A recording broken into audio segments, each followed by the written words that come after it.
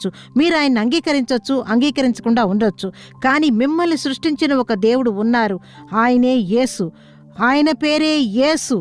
ఆయనే ఈ ఆకాశాన్ని భూమిని సృష్టించిన వారు. ఆయనే ఈ ప్రపంచాన్ని సృష్టించిన దేవుడు. ఆయనే మిమ్మల్ని నన్ను సృష్టించిన వారు. ఆ దేవునికి మనం మొదటి స్థానం ఇచ్చినప్పుడే దేవుని చిత్తాన్ని తెలుసుకొని మనము ప్రవర్తించగలము. అందువల్లే ఈ పౌలు యేసును తెలుసుకున్న వెంటనే నేను ఏం చెయ్యాలని మీరు ఇష్టపడుతున్నారు అని దేవుని చూసి అడిగాడు. అయితే అది మాత్రమే కాదు, చూడండి, మీరు ఫిలిప్పీయులకు 3వ అధ్యాయము 11వ వాక్యాన్ని చూశారంటే ఈ పౌలు ఏం చేశాడో తెలుసా? దేవుని తెలుసుకున్న వెంటనే ఈ ప్రపంచంలో ఉన్నవన్నీ వ్యర్థమని వదిలేసి అన్ని చెత్తలా ఉన్నాయని చెప్పి అన్నిటినీ విసిరి పారేసి దేవుని వెనకాల వచ్చాడట. దేవునికి పరిచర్య చేశాడు. అందువల్ల దేవుని కోసం మీరు ఆయన్ని అంగీకరించవచ్చు, అంగీకరించకుండా ఉండొచ్చు. కానీ మిమ్మల్ని సృష్టించిన ఒక